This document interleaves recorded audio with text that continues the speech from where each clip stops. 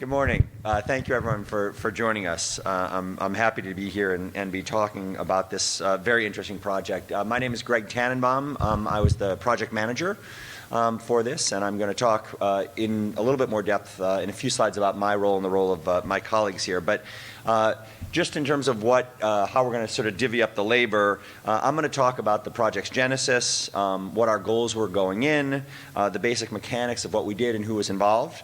My colleague and friend Carol Tenopir is then going to talk about the behavioral and qualitative aspects of the project. And my other friend and colleague, Ivy Anderson, is going to talk about our findings, some of their implications, and maybe where we go from here. I want to make sure, as we get started, to thank the Mellon Foundation, who very generously funded this project and who were very supportive throughout the entire process. So the project began, on some level, the project began with an observation. It's become increasingly clear over a period of years that North America is primarily moving, not exclusively, but primarily moving in a green open access policy direction, where in Europe and UK specifically, there's been a real drive toward the gold open aspect side of the fence. Again, this is to overgeneralize, but I think those are some trends we're seeing. And as a result of that, what we have is two of the world's very largest publishing economies, if you will, are at least potentially at cross purposes when it comes to open access developments. So US and Canada together about 30% of worldwide scholarly output. Europe, including the UK, is about 34%. So this has ramifications, right? If we're choosing paths that are in some ways in opposition, that has ramifications. Certainly, at the very least, it's confusing, right? What's going on is confusing.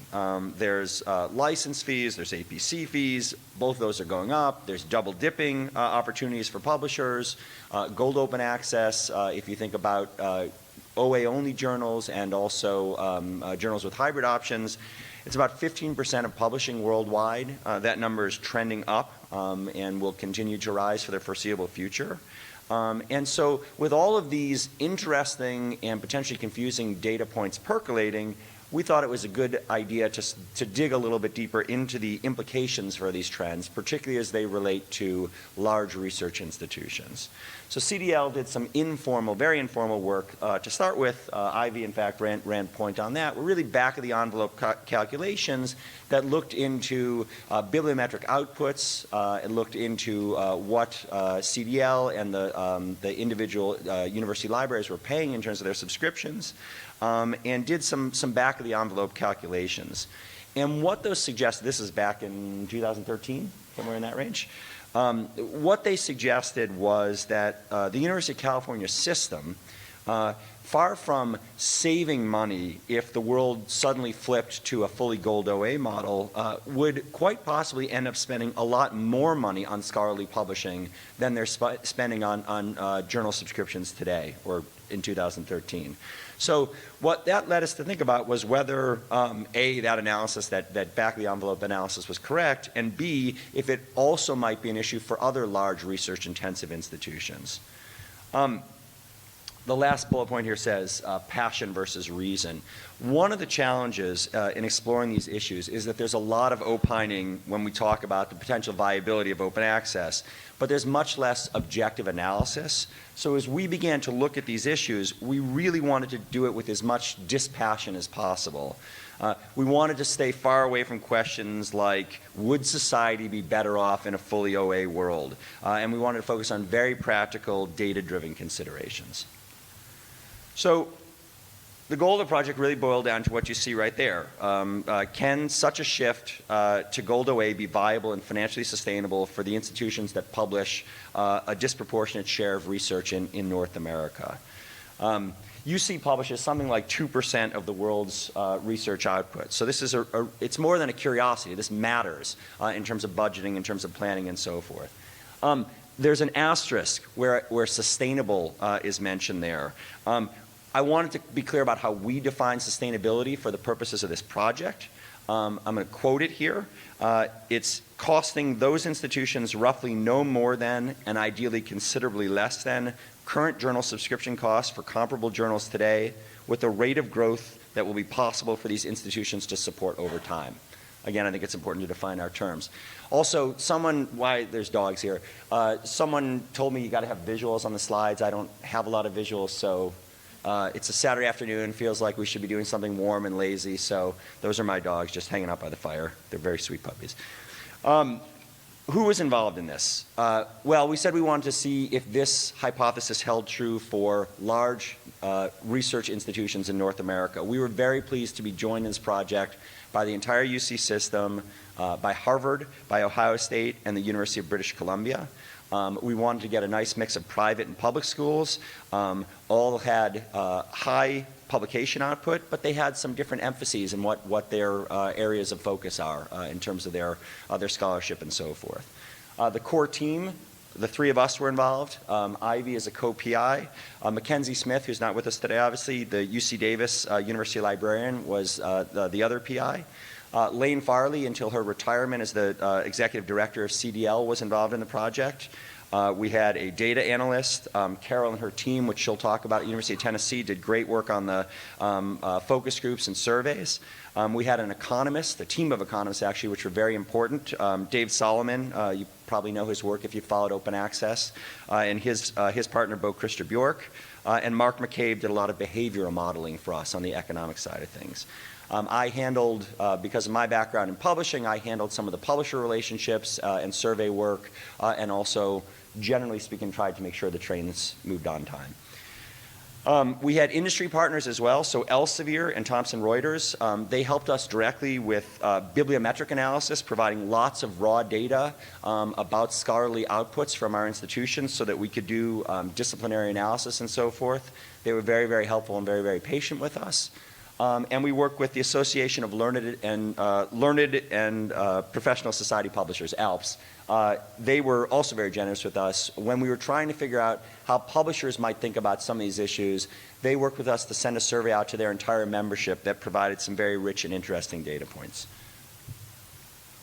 So, key components of the project. Again, there's a qualitative and a quantitative aspect of it. Ivy and Carol will talk about those. We took pains to gather as much real data as we possibly could to inform our theories.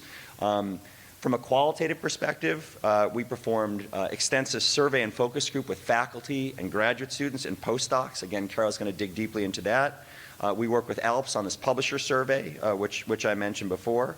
On the quantitative side, we got, again, very, very rich data from Thomson Reuters and from Elsevier, and we were able to marry that to data provided by our library partners about where they're spending their money for serials, for subscriptions, and so forth. And we also were able to examine not just on the, if we're looking at total cost of publishing, we're able to look at what our partners were spending in terms of APCs and where they were spending it and so forth. And we looked at this for a 5-year window. We focused on 2009 to 2013. Again, when we started, it was shortly thereafter, so we wanted to get complete and accurate data for full years. And 5 years obviously allowed us to do some interesting trend analysis. So there's a lot of complexities. It's a 180 page document in like, I don't know, 6-point font. It's very small. There's a lot of very, very rich information. We're going to obviously unpack some of it here. Ivy in particular is going to talk about the conclusions and the ramifications. But at the very least, if you're engaged at all by this, if you're not asleep by the end of it, read the executive summary because it goes into much more detail than we're able to here. But taken together, just the summary of sort of all the things we were able to gather in terms of hard data, what that data did is it helped us build a set of financial scenarios, financial models that depicted the implications of an APC-based system for large research institutions. So we were able to think about different scenarios, what it would look like if an author had this much money, if the university contributed that much money, if grant funding were available, and what the ramifications sort of all through the system would be. I mean, this slide is intentional. It is a bit of a Rube Goldberg machine that we created. The document is very logical in how it's laid out, and you can follow our methodology, but it's it's not a light read. It's not a breezy 180 pages, but there's real work and real substance behind it. So I said 12 minutes, but I'm going to be under that. I'm going to turn it over to Carol in just a second, who's going to talk about our methodology, and then Ivy is going to talk about our findings and what they suggest. My dogs, by the way, are not sweet little angels, they're terrors, and that's their real state. So I will be available for questions. Obviously afterwards, we're going to leave time for all of us to unpack some of the issues you may have raised through this, and I'm going to turn it over to Carol. Thank you.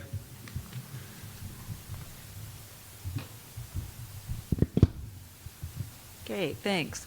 My team at the University of Tennessee had the task of looking at the human side. That is, what do faculty and graduate students and postdocs know about Gold Open Access, and what do they think about it? So we are looking at perhaps some barriers as well as opportunities in a Gold OA world, but really focused on behavior and knowledge and attitudes. To do this, we used two methods. The first was focus groups at 5 participating universities. We did focus groups of both separate focus groups for faculty and graduate students at Harvard, Ohio State, University of British Columbia, UC Davis, and UC Irvine. We had 77 total participants across the country. And then at 4 of these universities, all except Harvard, we did a survey informed by the focus groups to get a more representative sample of faculty and graduate students across those universities, and to really drill down into specifics about their knowledge and what they think about the possibility of Gold Open Access. We had over 2,000 responses to the survey, so we have a pretty good picture of, again, faculty and graduate students at those research-intensive universities. You know, these are the haves. These are the faculty that know they're in a privileged position in terms of good library services, and they publish a lot. So in terms of those 2,020 approximate responses to the survey, we had a good mix between faculty and graduate students, almost an even match with some postdocs. We had a wide range of subject disciplines represented, and I'll show you some differences in subject disciplines because, not surprising, there are some in terms of attitudes. Slightly more in the various STEM fields, and that reflects the size of the faculty. We had pretty representative in terms of disciplines across these 4 universities that participated in the survey. And range of ages. Most of the people who responded have published some over the last 3 years.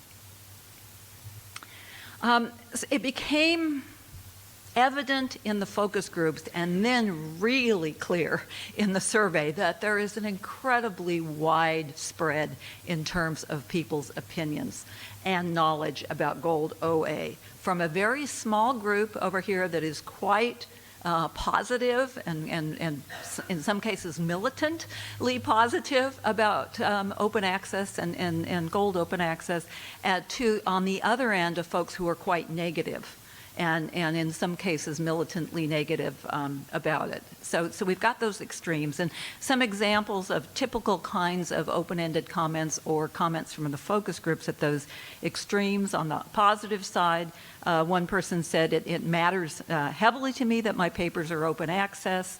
I care less about the impact factor. I care more about it having it peer-reviewed. So most people did make the point that peer review is still important, but open access. On that positive side, the folks who really felt strongly, we did have some faculty who said they would only publish in open access periodicals. We had, they were concerned, they had moral and ethical concerns about the need to open the literature to people who wouldn't have access to it otherwise. On the other extreme, over here, typified by this comment, if a particular venue becomes associated with a vanity press, that is, if you have enough money, you can get it published there, it loses credibility in academic circles. So most of that extreme negative conflated or equated open access with vanity publishing or predatory publishing. There was that group that really felt that those two were linked together, and that there would be, even if it wasn't a predatory publisher, that would be somehow it would be really hard for a publisher to resist the temptation to not publish more if they were getting paid to publish. So there was a real concern from that other group. In addition to that, from that extreme end, we also heard concerns about gold open access creating a restrictive view of authorship, that instead of opening up literature to a wider world, it restricts who can publish, and that the haves can publish more than the have-nots. So there was that concern. But if you'll notice in this depiction, and this is true in the numbers as well, the vast majority of opinions and attitudes were in the middle. That is, they didn't know about gold open access, or they didn't care. They were concerned about getting their stuff published in the best venues they could, and they really didn't think too much about the economics of publishing. And that was the majority of the faculty and graduate students who responded. As a library, you can either look at this as an opportunity for education, or just the fact that the libraries in these institutions are doing their business. They're getting the stuff to the people that need it, their faculty and graduate students, so they don't have to think about economics of publishing. This also became evident when we gave 8 factors about importance of factors to choose where you publish as a faculty or graduate student, and we asked them to rank each of those factors on a scale of 1 to 5, from not important at all to very important. Guess what came dead last? This is from most important to least important. Open access was the least important ranked of the features of where I decide to publish. Quality and reputation of journal averaged something like 4.8, I think it was, something around there, 4.7, 4.08 out of a 5-point scale, whereas open access was 2.7. So there was a huge difference in terms of importance. And again, they could choose all of them. They could rank them all 5. They could all rank them all whatever they wanted to. But open access, again, reflecting this wide range of opinions, it was not what people were considering important when they choose where to publish. We also we gave people some statements and asked them to agree or disagree, from strongly disagree to strongly agree, with various aspects or statements about open access publishing. Half of the respondents agreed or strongly agreed with the statement, more people would read and use my research if it were open access. So this was the highest level of agreement, where half agreed or strongly agreed. However, almost the same number agreed or strongly agreed that open access would limit my ability to publish. So, again, we've got this mixed kind of responses. And 40% said if it was a gold open access world, I would find alternative ways to publish. Only about a third thought APCs were a reasonable alternative. Again, these are faculty and students that have good libraries, that have access. They didn't think APCs, 2/3 didn't think APCs were reasonable. And a very small percent felt that the amount of the APC had anything to do with the quality of the venue.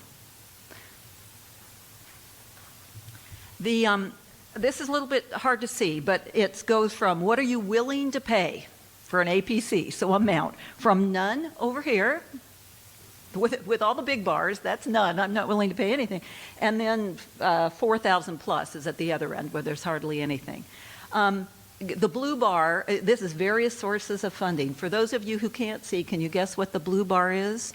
If you had to pay from personal funds. Most said none. They're not willing to pay from personal funds. The only one that showed willing to pay $2,000, $2,000 to $2,999, that is kind of an average APC, was the green bar, and still that's under a third, bet a quarter. That one, guess what the green bar is? Library funding. So the only one that showed up in the rational kind of sources of funding for APCs, well, the library can pay for it, but most of them are very much on the under 500 of sources of funding. So we've got personal funds, library is the green, the blue is grant, the red is discretionary, my own discretionary research funds, and the yellow is departmental or institutional funds. And again, most of them are under $1,000 seems like a reasonable APC to pay. Now, were some differences. To put this into context, in these universities, half of all the publications are from the life sciences medicine field. They publish a lot of articles. So 50% of the publications are in those disciplines. And slightly more of those respondents, about a third of those respondents, were willing to pay $1,000 or more, so that other half, from grant funds. There are people who are used to having grant funds. Some of them said we've paid charges for years, that it seems reasonable. And of course, they're more likely to have grants. So there are disciplinary differences in that sense, in terms of willingness to pay, where the funds come from, and the amount of payment that seems reasonable. There were some other demographic differences, and again, the reports and the publications that have come from it goes into this in a lot of detail. But just a few highlights of those demographic differences. The applied STEM fields, engineering and clinical medicine, are more accepting on average of open access. They also, on the other hand, they care more about the impact factor. So they're looking for high quality open access as measured by things like impact factor. Faculty and grad students in the humanities and social sciences are more likely to be worried that gold open access will hinder their own publishing opportunities, not likely to have grants or big grants, the very much higher level of concern about the implications. Graduate students and postdocs, as compared to faculty, were more likely to see APCs as a reasonable alternative to subscription fees, although none agreed with that very strongly, but they were slightly more positive than that. And overall, the faculty members compared to the students are more conservative and cautious, if you will, in accepting open access in terms of reaction to the statements, various statements. Okay, so that's highlights, fast highlights about what we call the qualitative findings, that is the human-based findings, the behavioral kinds of findings. And putting that, I was going to tell you how that goes together with the quantitative findings, the number findings, the monetary findings, and then some about how we reach potential solutions with that.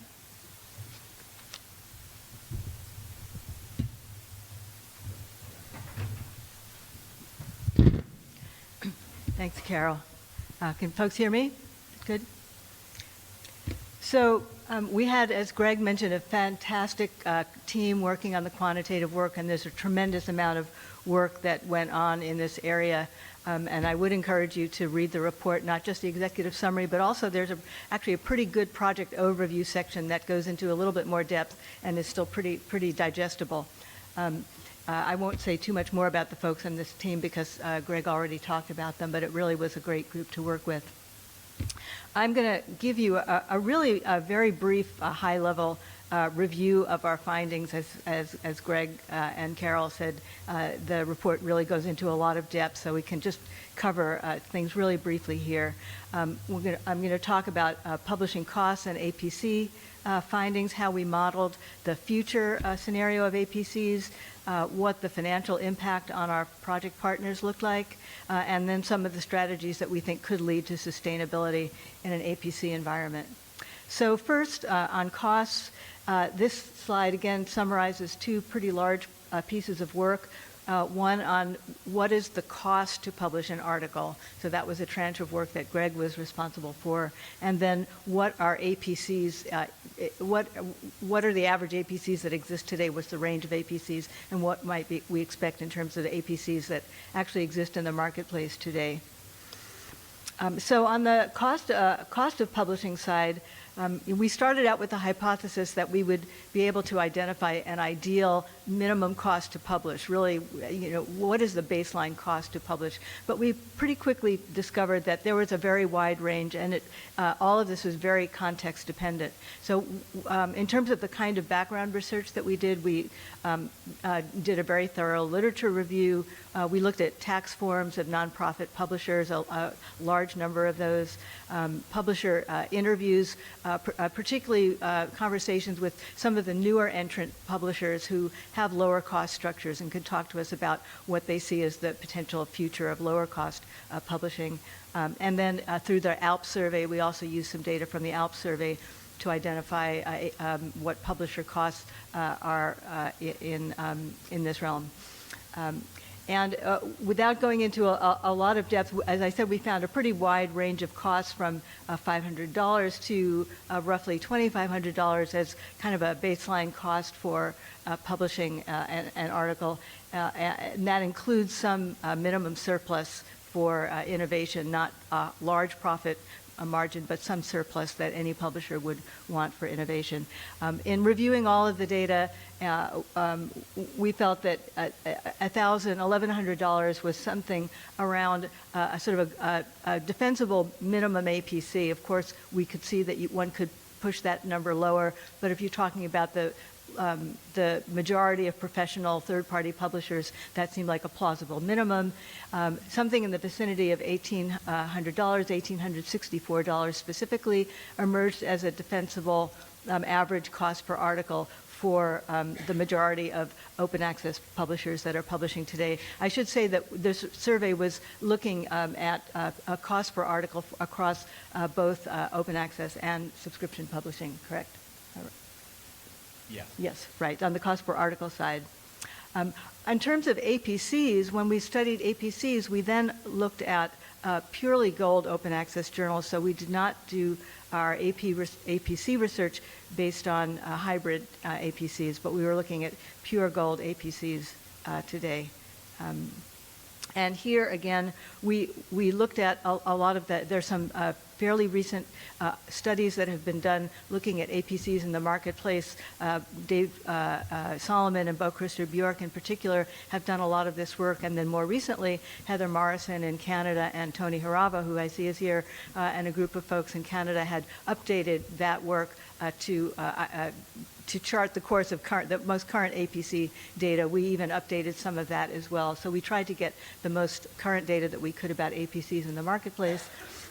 One thing that we did in particular in our project was we mapped our partner publishing to the APCs that exist today. So we didn't just look at APCs across a range of OA journals and try and come up with averages. We actually looked at where our authors were publishing because we felt it was important to identify where the journals in which our authors at large research-intensive institutions would publish. And from that, we came up with an insight that the average APC expenditures for our partner institutions were likely in the $1,800 to $1,900 range. I think $1,892 is the actual number. So from that, the problem with that is it tells you a lot about OA publishing today in pure OA journals, but it doesn't tell you very much about what might happen in the large body of subscription journals were they to convert to APCs. And we know that there's APCs are still really in their infancy. There's quite a bit of uniformity of APCs across many publishers. And of course, the subscription publishers in many cases are charging a single APC across all of their portfolio. However, there are some publishers that are differentiating their APCs. And we did some modeling around the differentiation of APCs as it related to journal quality. If you'll remember, quality of the journal was a very important attribute for authors. So we did some regression analysis looking at the relationship between APCs and quality where there was differentiation in APCs. And we assume, again, that journals would compete for authors based on the quality of their journals. And from that, without going into how these numbers arose, we identified what we think is a sort of a baseline journal, an average journal of average quality. Again, you'll see very much hovering in that $1,800 to $1,900 range. So those figures coalesce for us around what we think of as a target for sustainable or a potentially defensible APC for a reasonable OA journal as an average cost. Before I go into the impact on our particular partners, I wanted to say a little bit about the sort of broader findings around who wins and who loses in this game. So we had 4 large partners, all of whom are very large research-intensive institutions, but one of those, the University of California, is actually 10 institutions, some of which are much smaller than the big ones. So if you look at UC Merced or Santa Cruz, for example, they're much smaller in terms of their budgets and their publishing output. So we had from that going up to the Berkeleys and the Harvards, we had quite a range of types of institutions, even within our large research-intensive set. And one bit of modeling that we did was to look at the journals' budgets of our partner institutions and simply divide them by the publishing output of those institutions to say, well, what level of APC could these institutions afford based on their journal budgets today? And that leads to this sort of heat map, which shows you that the smaller and the less research-intensive universities would really do very well in this environment. They could afford APCs in anywhere from $3,000 to almost $5,000 based on the amount of publishing that they're doing. If you look at the larger and more, the most research-intensive universities, they're going to be in the red zone here. They're going to have a problem because the APCs that they could afford, if you just again divide their journal's budget by the volume of publishing, would be well under $1,500 in many cases. And we've just talked about average APCs that are in close to $2,000 in the $1,800, $1,900 range. So this shows you that there's a problem here that would need to be addressed for some of these institutions. But however, there are other ways to look at this problem. So again, if you look at these institutions just in terms of their library journal budgets, it looks like a conversion to APCs would not look very sustainable. And if you put all of the University of California institutions together, we're in that camp. It doesn't work for us as a global institution, as a single institution. But if you look to grant funding, which is a very large source of APCs today, and we imagine would continue to be so in the future, one of the things that we looked at in our bibliometric data was when a grant was acknowledged as part of a publication. And so we did a fair amount of analysis based on what we think the percentages of grant funding are across our universities. And as you can imagine, for the kinds of universities that we're looking at, the percentage of grant-funded work is very, very high. And if you take that into account and assume that work that is attributed, that is the result of a grant, would be funded by a grant, then this picture looks far more sustainable, in fact, very sustainable for many of these institutions. So the picture isn't really as bleak as one might think if you look at an ecosystem, a financial system in which costs are distributed over a wider variety of stakeholders. So here's how this plays out for one typical library in our set. This particular library published I think this is the year 2013, a little under 3,600 papers in that year. Almost 2,500 of those were associated with grants. Their journal subscription budget is a little over $4 million. If the library budget had to pay for all of the APCs at our target sort of average price, that would cost them $7.5 million. Obviously, that's quite a bit more than their budget. But if grants were to pay for those articles which were associated with grant funding, then the library budget would only have to cover $2.2 million, so much lower than their budget. So this is the kind of modeling that we did for all of the partners. We also have developed some tools, I should say, and you'll see a pointer on the last slide to the tools that that you could use to replicate some of this analysis. So how do we actually achieve sustainability if we think that there is a path here? Well, our behavioral premise is that authors will be motivated by quality. We believe that publishers will, based on the regression analysis that we've done and some of the other modeling, that publishers would respond to that author demand by elastic pricing that that competes for authors based on quality. And so we think in that environment, because authors will be price sensitive, and we saw that in some of Carol's slides, that would help to restrain prices, whereas libraries are intermediaries, and we're not really the end user, the consumer of this material. We don't have the same role in the marketplace that the author does to actually choose where to publish, and that's where publishers will compete for that author's articles. So we think that in giving the author some skin in the game is a way to achieve sustainability. From this, we developed something that we've sort of called a multi-payer model, where we also think that, as we saw also in the author findings, some authors are not have concerns about what they can afford and may not have grant funding available. And we also think that the institution has a role in terms of long-term stewardship of this content. The institution doesn't, and the library doesn't just step away and give all of the responsibility to the author. So we've devised a scenario in which the library would develop a subsidy, would target a subsidy that would be a baseline subsidy of some sort across all of the APCs. Authors would then be asked to pay, similar to the way page charges in fact work, where you have subscriptions and page charges on top of those costs, that the APC would in fact be a replacement for that kind of author participation. And authors would fund that not out of their personal pocket, but out of grants or out of other kinds of discretionary research funds that they might have from the institution. So again, going back to our example institution, that 3,600 papers and $4 million budget, in this particular scenario, and this was just a model that we developed, we posited that there might be a $500 subsidy for papers with grants, a $1,500 subsidy for papers without grants. In this scenario, the library would be able to, the institution, I should say, would save some money because the grants would pick up a portion, but not quite as much of a portion as if the grants were paying for everything. So these are just the ways that we've been thinking about this.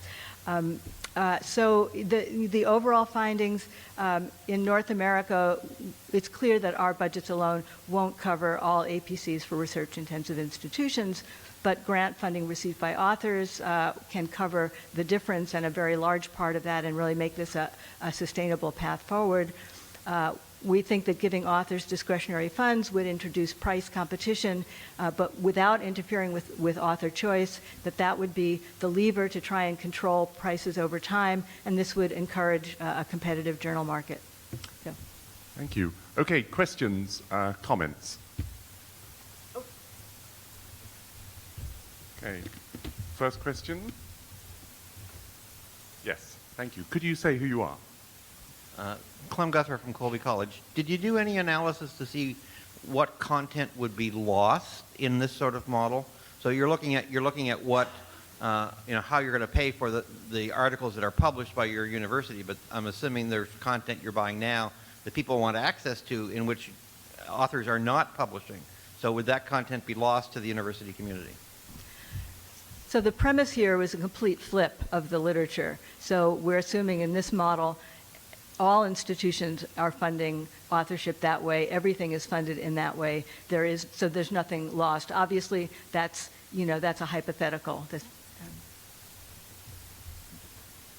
Okay, other questions? Yeah. Could you say who you are, please? Hi, I'm Julia Gelfand from UC Irvine. Carol, you mentioned some issues about interdisciplinarity. Hold your mic up still close to your mouth. Yeah. Oh, Thank you. can you address issues of spread across the disciplines, please? Thank you. So, not surprising, within each discipline, of course, there is also a huge range of opinions. So I give averages, but you've got people at both ends of the spectrum in every single discipline, and I think part of that has to do with knowledge, how much they know about and how they've been exposed to the idea of open access.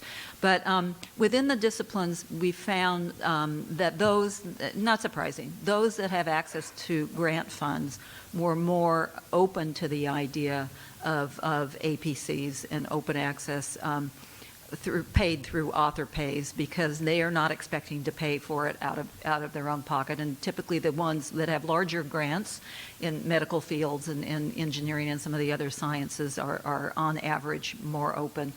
The folks in humanities are quite concerned, and some of the social sciences, and again some of the other mathematics and some of the others that don't have a lot of grant funds, are concerned that would really limit where they could publish, and the idea of having to even think about it is concerning to some. They like the fact that they can think about quality. of the output. They're very tied on the whole. The majority are very tied to an idea of looking at quality factors and making that the main place. Graduate students said over and over again, I publish where my major professor tells me to publish. That will help get my career going. So it's very much tied into this personal. It's a personal sort of thing. Publishing is their career, grants in some of their careers, and they're not, on the whole, they're not thinking about the bigger picture issue. Now, when we talk about open access without author payment fees or article processing fees, it becomes another issue, because then it gets into the moral. It's less the personal, where am I going to get the money, and more of the moral issue. Of course, it would be good, and it might increase my readership and that sort of thing. But here, when we limit the discussion to switching the payment model, again, most of them now don't think about the economics of publishing, and this introduces something they have to think about that they just as soon not think about. Okay. Oh.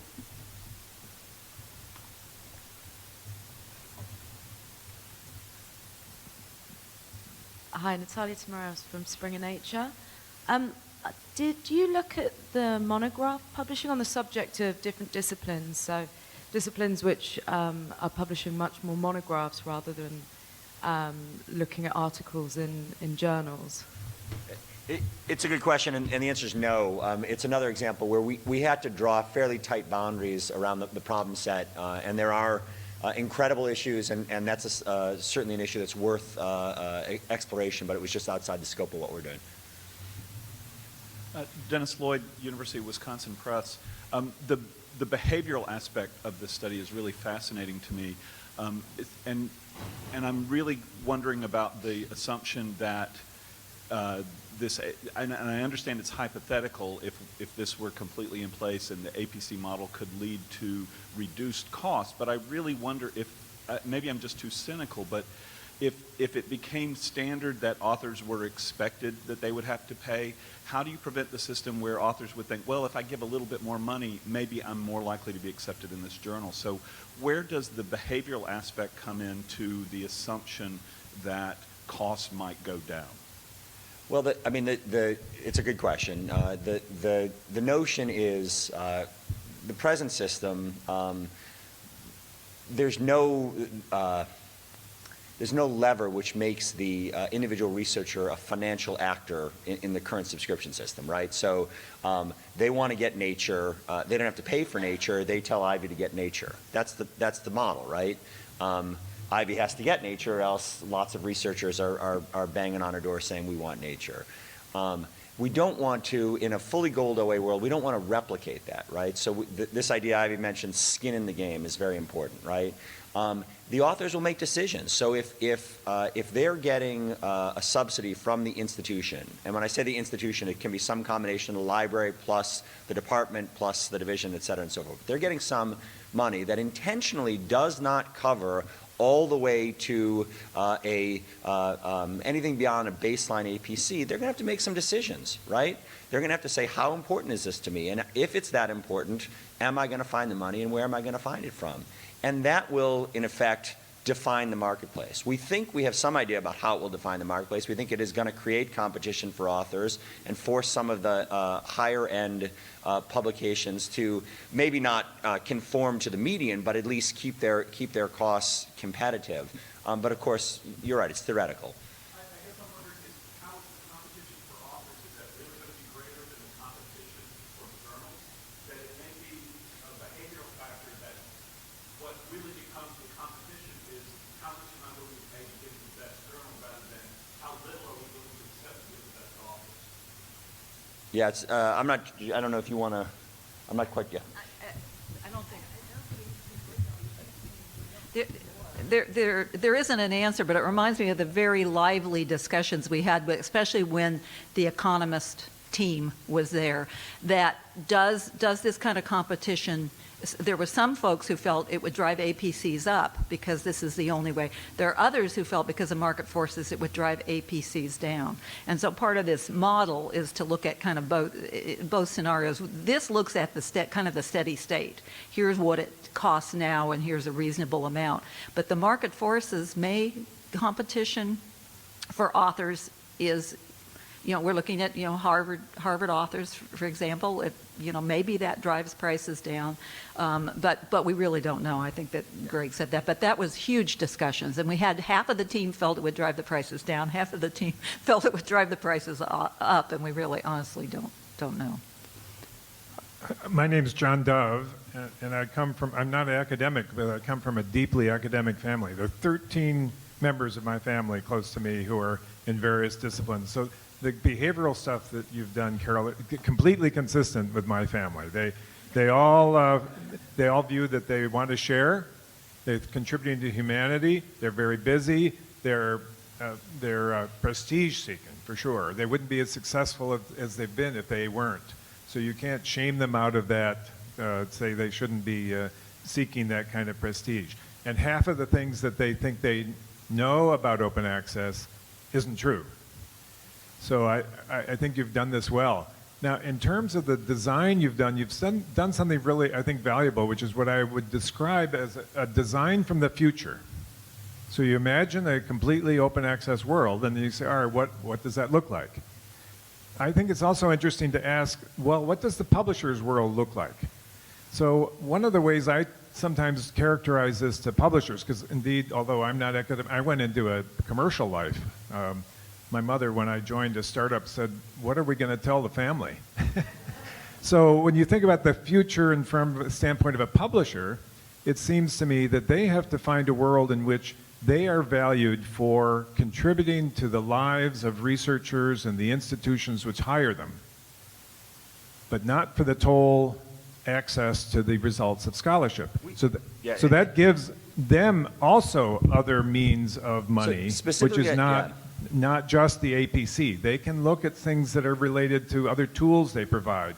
And so a freemium model on their part, where everything is, access is free, actually has some of the same kinds of multi-payment elements and just, to their just world. To be clear, we did not, when we said this is what we think a cost to publish would be on a per article basis, we're not saying that's what publishers should charge. We're not saying they should reorient their business. We were trying to create a hypothetical world in which we understood what an APC price would be that would be sustainable for an average abstract publisher. So there are a lot of caveats in what we do, and so I know we have a lot of publisher partners that say, well, we couldn't make it. We couldn't convert our business if we were to just use this as our APC price. We're not telling them to do that. We're just saying this is what we think is a reasonable average APC based on the real world data that we were able to acquire. Yes, I understand. So, right, so there's a world, there's a whole set of questions that talk about how would we get from here to there, and what would this world look like in depth? What would it look like for the various actors? And we ran out of time, of course, but these are some of the questions we're thinking about when we think about where do we go from here with this project, some of the things we'd like to explore with the community. So stay tuned. Okay, thank you. Please join us, and thank you the panelists.